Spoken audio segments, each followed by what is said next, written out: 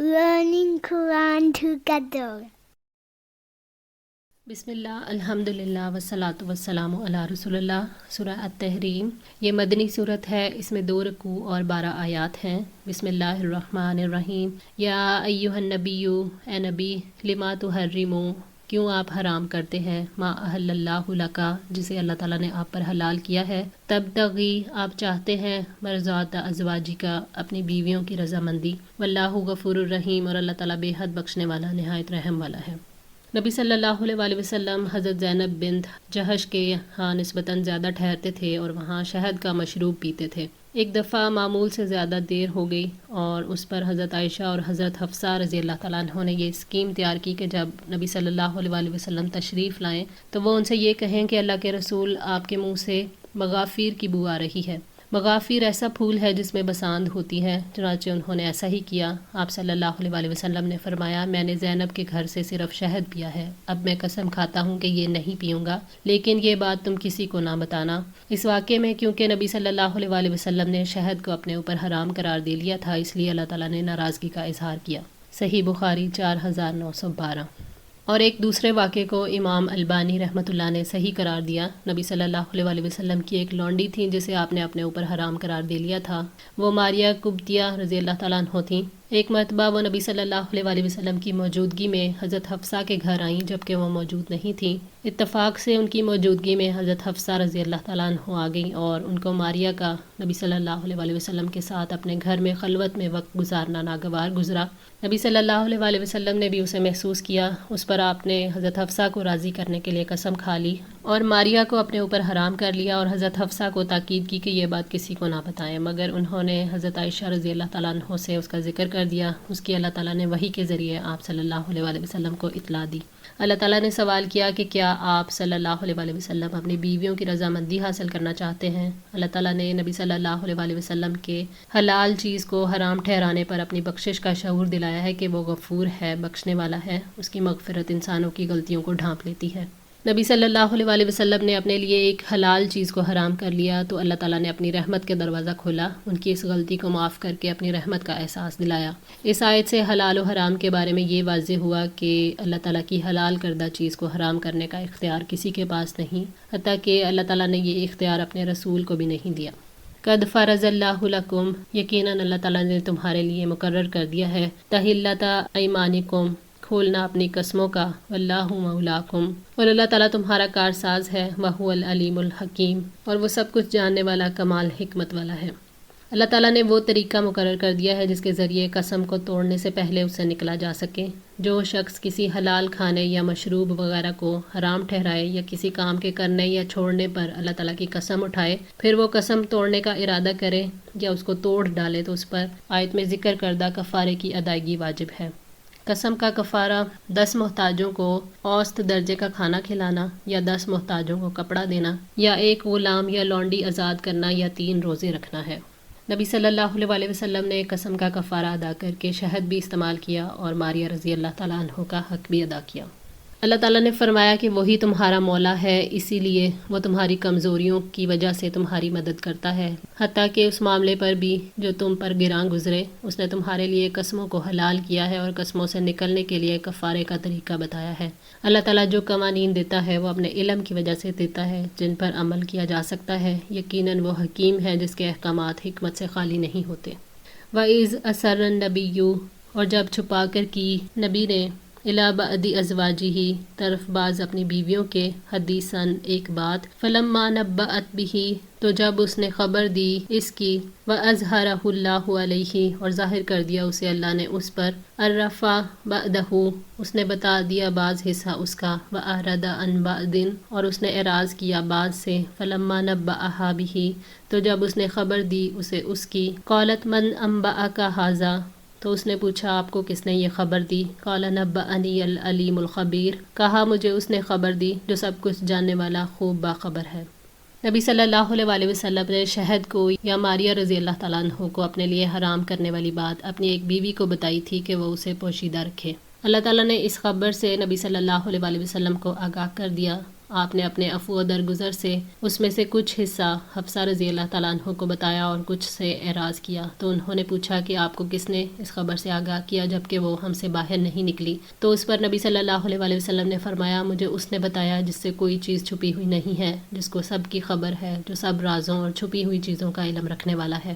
ان تتوبا الی اللہ، اگر تم دونوں اللہ تعالیٰ کی طرف توبہ کرو، فقد صغت قلوبکما، بس جھک پڑے ہیں دل تم دونوں کے، یعنی اگر تم دونوں حفصہ رضی اللہ تعالیٰ عنہ اور عائشہ رضی اللہ تعالیٰ عنہ اس پر اللہ تعالیٰ سے توبہ کر لو گی جن سے تمہارے دل منحرف ہوئے، ان دونوں نے ہی نبی صلی اللہ علیہ وسلم کو ابھارا تھا اور آپ صلی اللہ علیہ وسلم نے اپنے اوپر اس چیز کو حرام ٹھہرا لیا تھا جو آپ کو پسند تھی۔ ان دونوں کے اس طرز عمل کی وجہ سے اللہ تعالیٰ نے ازواج مطہرات پر عتاب فرمایا اور ان دونوں کے سامنے توبہ پیش کی۔ وَإِن تَظَاهَرَ عَلَيْهِ، اور اگر تم دونوں ایک دوسرے کی مدد کرو گی، فَإِنَّ اللَّهَ هُوَ مَوْلَاهُ، تو یقیناً اللہ تعالیٰ اس کا مددگار ہے، وَجِبْرِيلُ وَصَالِحُ الْمُؤْمِنِينَ، اور جبریل اور نیک مومنین، والملائکۃ بعد ذالک ظہیر، اور اس کے بعد تمام فرشتے اس کے مددگار ہیں۔ اللہ تعالیٰ نے فرمایا اگر تم گروہ بندی کرو گی تو یقیناً اللہ تعالیٰ محمد صلی اللہ علیہ وسلم کا مولا ہے، اور جبریل اور صالح اہل ایمان اور فرشتے سب اس کے مددگار ہیں۔ اللہ تعالیٰ نے یہ تنبیہ اس لیے کی تھی کہ نبی صلی اللہ علیہ وسلم کا دل بہت پریشان تھا اور آپ کی طبیعت پر اس واقعے کا گہرا اثر تھا۔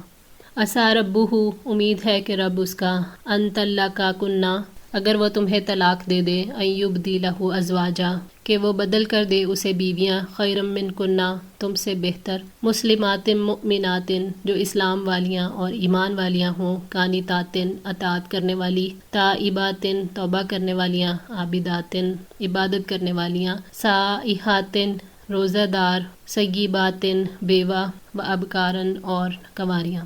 یہ امہات المومنین کے لیے شدید دھمکی ہے کہ اگر نبی صلی اللہ علیہ وسلم تمہیں طلاق دے دیں تو اللہ تعالیٰ ان سے بہتر عورتوں سے انہیں بدل دے گا۔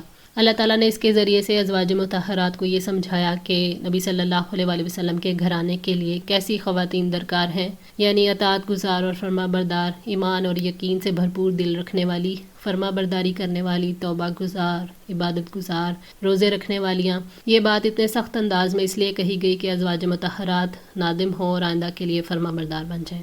یا ایھا الذین آمنوا، اے لوگو جو ایمان لائے ہو، قوا انفسکم وَأَهْلِيكُمْ نَارًا، اپنے آپ کو اور اپنے گھر والوں کو آگ سے بچاؤ، وَقُودُهَا النَّاسُ وَالْحِجَارَةُ، جس کا ایندھن آدمی اور پتھر ہے۔ یعنی اے لوگوں جو ایمان لائے ہو، اپنے نفس کو اللہ تعالیٰ کی نافرمانی سے بچاؤ اور ایسے کاموں سے توبہ کرو جن سے اللہ تعالیٰ ناراض ہوتا ہے اور جن کی وجہ سے وہ عذاب دیتا ہے، اور اپنے گھر والوں کو آگ سے بچاؤ۔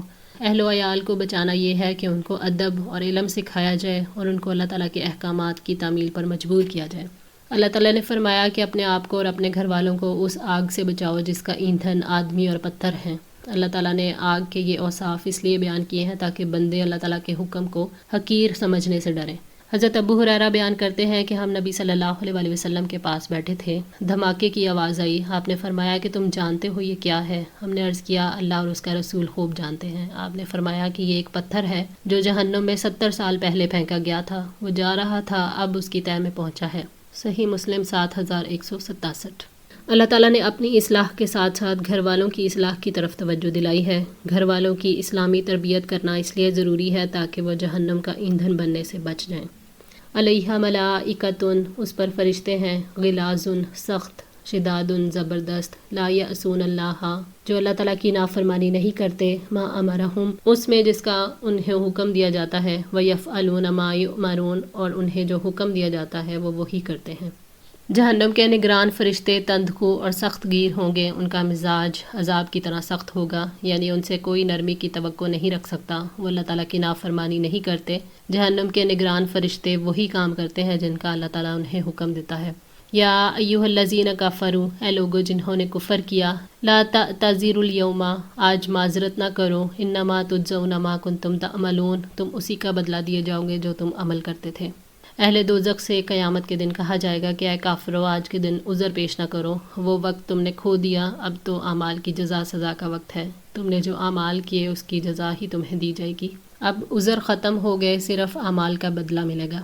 یا ایھا الذین آمنوا، ہے لوگو جو ایمان لائے ہو، توبوا الی اللہ، اللہ تعالیٰ کی طرف توبہ کرو، توبۃ نصوحا، خالص توبہ، عسیٰ ربکم ان یکفر عنکم سیئاتکم، تمہارا رب قریب ہے کہ تم سے تمہاری برائیاں دور کر دے. وَيُدْخِلَكُمْ جَنَّاتٍ تَجْرِي مِن تَحْتِهَا الْأَنْهَارُ، اور تمہیں داخل کر دے ان باغوں میں جن کے نیچے نہریں بہہ رہی ہیں. خالص توبہ سے مراد اپنے گناہ پر دل میں شدید ندامت محسوس کرنا، اللہ کے سامنے شرمندگی کا اظہار کرنا اور آئندہ کبھی وہ گناہ نہ کرنے کا عزم کرنا، ہمیشہ کے لیے اس گناہ کو چھوڑ دینا، اور اگر گناہ کا تعلق حقوق العباد سے ہے تو جس کا حق غضب کیا اس کا ازالہ کرنا، جس کے ساتھ زیادتی کی ہے اس سے معافی مانگنا. اللہ تعالیٰ نے اپنے بندوں کو خالص توبہ کے لیے پکارا ہے جو کوئی گناہ باقی نہیں رہنے دیتی، اور خالص توبہ کے نتیجے میں اللہ تعالیٰ کا وعدہ ہے کہ وہ تمہارے گناہ دور کر دے گا اور ایسی جنتوں میں داخل کرے گا جن کے نیچے نہریں بہتی ہوں گی. یوم لا یخزی اللہ، جس دن نہ رسوا کرے گا اللہ، النبی والذین آمنوا معہ، نبی کو اور ان لوگوں کو جو اس کے ساتھ ایمان لائے، نورہم، ان کا نور، یسعی بین ایدیہم وبایمانہم، ان کے آگے اور ان کے دائیں جانب دوڑ رہا ہوگا. یقولون، وہ کہیں گے، ربنا اتمم لنا نورنا، اے ہمارے رب ہمارا نور مکمل کر دے، واغفر لنا، اور ہمیں بخش دے، انک علی کل شیء قدیر، بلا شبہ تو ہر چیز پر پوری قدرت رکھنے والا ہے. قیامت کے دن اللہ تعالیٰ نبی صلی اللہ علیہ وآلہ وسلم اور اہل ایمان کو رسوا نہ کرے گا، انہیں جنت میں داخل کرے گا. جہاں تک منافق کا تعلق ہے تو ان کا نور بجھ جائے گا. جب قیامت کے دن اہل ایمان اپنے نور ایمان کے ساتھ اور اس کی روشنی میں چل رہے ہوں گے اور اس روشنی کے بجھ جانے پر ڈریں گے جو منافقین کو دی گئی تھی، اور اللہ تعالیٰ سے سوال کریں گے کہ وہ ان کے نور کو پورا کر دے. مراد ہے کہ جنت میں داخل ہونے تک اس نور کو باقی رکھیں اور اس کو پورا فرما دیں اور ہمیں بخش دیں، ہمارے گناہوں کو مٹا دیں، یقیناً آپ تو ہر چیز پر پوری قدرت رکھتے ہیں. یا ایہا النبی، اے نبی، جاہد الکفار والمنافقین، کفار اور منافقین سے جہاد کرو، واغلظ علیہم، اور ان پر سختی کرو، ومأواہم جہنم، اور ان کا ٹھکانہ جہنم ہے، وبئس المصیر، اور بہت ہی برا ٹھکانہ ہے. اللہ تعالیٰ نے اپنے نبی صلی اللہ علیہ وآلہ وسلم کو کافروں اور منافقوں کے ساتھ جہاد کرنے کا حکم دیا اور ان کے ساتھ خطاب میں بھی نرمی کا معاملہ نہ کریں. دنیا میں تو ان پر سختی کرنی ہے اور آخرت میں ان کا ٹھکانہ جہنم ہے جو بہت ہی برا ٹھکانہ ہے، اور ہر خسارہ اٹھانے والا اسی کی طرف لوٹے گا. کافر اور منافق محض باتوں سے دعوت تبلیغ ماننے والے نہیں ہیں، اس لیے احکامات میں سختی اختیار کرنے کا حکم دیا گیا. ضرب اللہ مثلا للذین کفروا، اللہ تعالیٰ نے کافروں کے لیے مثال بیان کی. امرأۃ نوح و امرأۃ لوط، نوح کی بیوی اور لوط کی بیوی کی، کانتا تحت عبدین من عبادنا صالحین، وہ دونوں ہمارے بندوں میں سے دو نیک بندوں کے نکاح میں تھیں. فخانتاہما، پھر ان دونوں نے ان سے خیانت کی. فلم یغنیا عنہما، تو نہ وہ دونوں کام آ سکے ان دونوں کے، من اللہ شیئا، اللہ سے کچھ بھی. وقیل ادخلا النار، اور کہہ دیا گیا دونوں آگ میں داخل ہو جاؤ، مع الداخلین، داخل ہونے والوں کے ساتھ. اللہ تعالیٰ نے کافروں کا حال مثال کے طور پر سامنے رکھا ہے کہ ان سے ان کے کفر اور مومنوں سے دشمنی کا بدلہ لیا جائے گا، اور اس معاملے میں دنیا کا میل جول کام نہیں آئے گا، نہ نسب، نہ قربت، نہ زوجیت، نہ محبت کے تعلقات. اس سلسلے میں نبوت کے دو گھرانوں کی مثال دی گئی، نوح علیہ السلام کی بیوی اور لوط علیہ السلام کی بیوی کی. وہ دونوں ان کے ساتھ رہتی تھیں، کھاتی پیتی تھیں، لیکن انہوں نے ان سے ایمان میں خیانت کی، وہ ان پر ایمان نہیں لائیں. دونوں اپنے شوہروں کے دین کے سوا کسی اور دین پر تھیں. حضرت اکرمہ اور ضحاک رحمۃ اللہ کہتے ہیں خیانت سے یہاں مراد بدکاری نہیں ہے. اس پر علماء کا اجماع ہے کہ کسی نبی کی بیوی بدکار نہیں تھی، اپنے شوہروں کے بارے میں غلط پروپیگنڈا کرتی تھی. نوح علیہ السلام کی بیوی ان کے بارے میں کہتی تھی کہ یہ دیوانے ہیں، اور لوط علیہ السلام کی بیوی اپنے گھر میں آنے والے مہمانوں کے بارے میں قوم کو اطلاع دیتی تھی. دونوں عورتوں کی ہمدردیاں کافر قوم کے ساتھ تھیں. نوح علیہ السلام اور لوط علیہ السلام دونوں اپنی بیویوں کے کچھ بھی کام نہ آ سکے، یعنی انہیں اللہ کے عذاب سے نہ بچا سکے، اور ان کی بیویوں سے کہہ دیا گیا کہ جہنم میں داخل ہونے والوں کے ساتھ تم بھی جہنم میں داخل ہو جاؤ اور اس کی آگ میں جلو. وَضَرَبَ اللَّهُ مَثَلًا لِلَّذِينَ آمَنُوا، اور اللہ تعالیٰ نے مومنوں کے لیے مثال بیان کی ہے. امرأۃ فرعون، فرعون کی بیوی کی، اذ قالت، جب اس نے کہا، رب ابنی لی، اے میرے رب بنا میرے لیے، عندک بیتن، اپنے پاس ایک گھر، فی الجنتی، جنت میں، ونجنی من فرعون وعملہ، اور مجھے فرعون اور اس کے عمل سے بچا، ونجنی من القوم الظالمین، اور مجھے ظالم لوگوں سے نجات دے. اللہ تعالیٰ نے مومنوں کے لیے فرعون کی بیوی کی مثال بیان کی ہے جو اللہ پر ایمان لائی اور اسے ایک مانا اور اس کے رسول موسیٰ علیہ السلام کی تصدیق کی. آسیہ علیہ السلام اللہ تعالیٰ کے دشمنوں میں سے ایک دشمن کی بیوی تھی جو کافر تھا. انہیں ان کے شوہر کے کفر نے نقصان نہیں دیا کیونکہ وہ ایک اللہ پر ایمان رکھتی تھیں. اللہ تعالیٰ نے آسیہ علیہ السلام کا وصف بیان فرمایا کہ وہ ایمان رکھتی تھیں، اپنے رب کے سامنے گڑ گڑاتی تھیں اور اللہ تعالیٰ سے جنت کا سوال کرتی تھیں اور دعا کرتی تھی کہ فرعون کے فتنے اور اس کے برے عمل اور ظالموں کے فتنے سے نجات دے. اللہ تعالیٰ نے ایمان والوں کے لیے فرعون کی بیوی کی مثال اس لیے دی ہے کہ ایمان والوں کو ترغیب ملے کہ مشکل ترین حالات میں کسی ظالم کی قربت میں حالات کی سختیوں کے باوجود دین پر ثابت قدم رہنا چاہیے اور صبر کرنا چاہیے. وَمَرْيَمَ ابْنَتْ عمرانہ، اور عمران کی بیٹی مریم، اللتی احسنت فرجہا، جس نے اپنی شرمگاہ کی حفاظت کی، فنفخنا فیہ من روحنا، تو چنانچہ ہم نے اس میں اپنی روح پھونک دی، وصدقت، اور اس نے تصدیق کی، بکلمات ربیہا، اپنے رب کی باتوں کی، وکتبہ، اور اس کی کتابوں کی، وکانت من القانتین، اور وہ فرما برداروں میں سے تھی. ایمان والوں کے لیے دوسری مثال مریم علیہ السلام بنت عمران کی ہے. اللہ تعالیٰ نے مریم علیہ السلام کی مثال اس لیے بیان کی کہ انہوں نے اپنی عصمت کی حفاظت کی.